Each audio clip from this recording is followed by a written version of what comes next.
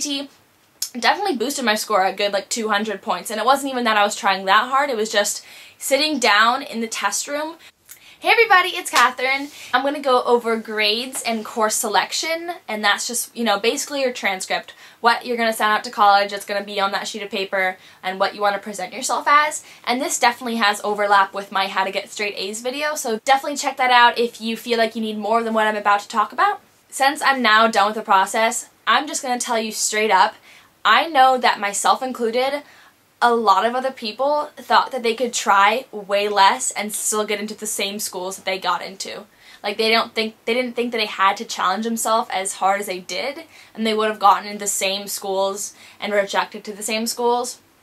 Obviously, it's not true for everyone. If you got into Harvard, you probably shouldn't have dropped like a few courses because you might not have gotten in. But for me, like where I decided going and all the schools I got into, like I don't think if I had decided to take 4 APs instead of 5 this year, I don't think it would have made a difference. If I had, you know, gotten a few Bs over the course of my high school experience, I don't think that would have made a difference. So really, don't put that much pressure on you. At this point, if you're a senior, like you can't do that much about the past 3 years, but senior year was by far the toughest academic year for me. Even without college apps, I enjoy college apps because I'm a freak, but even without the college apps, that time crunch, it was still by far the hardest academic year. You know, definitely challenge yourself. Show the colleges that you're on an upward trend.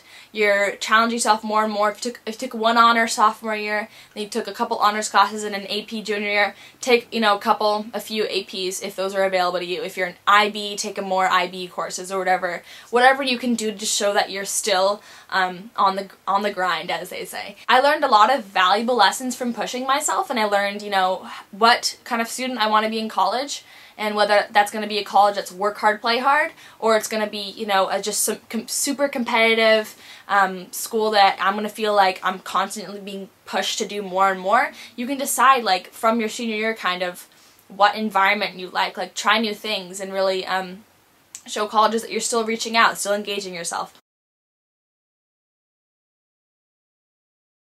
Basically, how you're going to report what you do, and think about this as, if you're a junior, think about this as you join new things. If you're a senior, think about this as you are participating in these things. You're going to write a little blurb, and you don't have many characters. It's probably like as many characters as a tweet, or maybe double a tweet, so like 240 characters, something like that. And you're going to have to say basically what you did. Just pick vocabulary that really emphasizes the kind of work you do. Like if you are a tutor, don't just say like, I tutor kids. You know, say, I actively engage the students in conversation, coordinate times to meet with them, create lesson plans for them, sort of things like that, where they can tell that you're doing more than just what the title says. You're not just being a tutor. You're not just being a cat sitter. You're doing something that is quantifiable in kind of the time spent, and you will have to report how many hours you're doing it and what time of year you participate. And so just think about that as you're doing, you know, your clubs or whatever. And that's another thing. Have a good balance of academic and non-academic responsibilities and extracurriculars, just because it's good to show that you are invested in your school, because you are going to university and they will want to see that you do like to put yourself into academic surroundings. So clubs, like student council, you know, music, theater, those sort of things. It's good to get into those. But then also out of school. So if you're involved with your church, if you are a volunteer at the hospital, or like I am at the zoo, if you are like a tutor at some other center, you're an intern at some, like, you know, technology lab, whatever you do, it's kind of nice to have that balance. Don't worry about it too much if you don't, but I think that's just kind of what they'd want to see. I'm not an admissions officer. I'd like to be. I'm not, but I think that's probably what they're looking for, at least that's what I've heard. Alright, now section 4, actually getting into the colleges, not just what you're putting on your application. All that I talked about in the last 3 sections are kind of what you want to be doing beginning of junior year for testing, into end of junior year, and a little bit into beginning of senior year. But you can kind of get all of that wrapped up as far as extracurriculars, grades, and testing goes. You can get all that wrapped up before you even start your college search, basically. So now is a time where you get to really delve into the stuff that's going to decide where you go. So, you've definitely already heard about some schools. Maybe your parents went to a college you like to go to. Maybe you live in a college town you like to apply to. You're probably getting mail from schools, from testing. So take all those things into consideration. Definitely biases are somewhat helpful in this process. Like, it's good to have schools that you know. Usually, you know, if it's from like athletics, that's fine. Like, you know, most of the schools that have good athletics programs also invest in their education. But, you know, if you've heard good things about, you know, UC Berkeley scientists for their research, or, you know, UT Austin's doing great things with, you know, agriculture, whatever. For whatever reason you've heard about them, just keep those in mind. But preliminarily, you're going to use your testing scores just to kind of set your mind frame. So you definitely want to stay within that 25th to 75th percentile. I always felt good being more on the high side. That is sort of how you can establish what schools you actually want to tour that could be within your realm of getting accepted.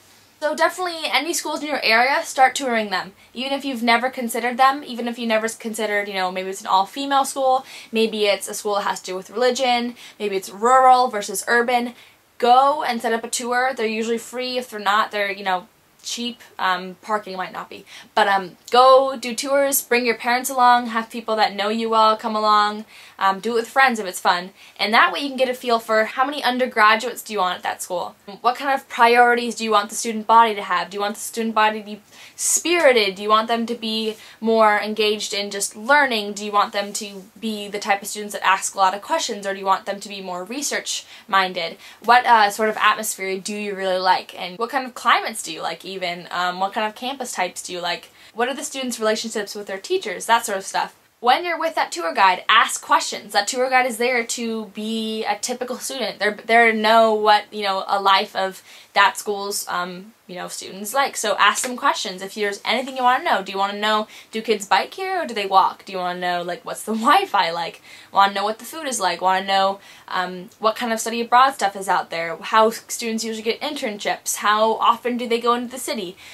Be at the front of that pack and be like a little annoying and kind of like be that nerd that just wants to know about the school a lot, because you're going to want to keep that information, and that way you can really decide, I like that school a lot, but like, why was it? And then you can kind of start going through and say like, okay, that aspect I really liked, and start getting similar schools grouped together.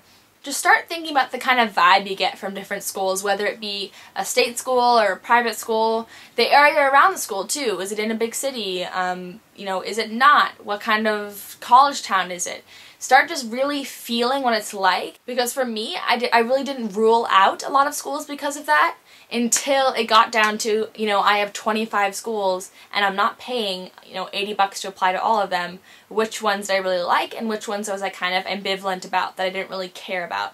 And yeah, the tours can go on anywhere from spring break of junior year, that's when I went, to summer of junior year. Try to make sure there are students on campus. That way you get a really good feel. But if you can't, it's, you know, just good to have an actual setup tour going through. Bare minimum, just walk around the campus and get your hands on any flyers at all. And then going into senior year, yeah, definitely tour some schools. Just note that I didn't tour probably 80% of the schools I ended up applying to. So it's not a big thing, but it is just good to get your taste set up.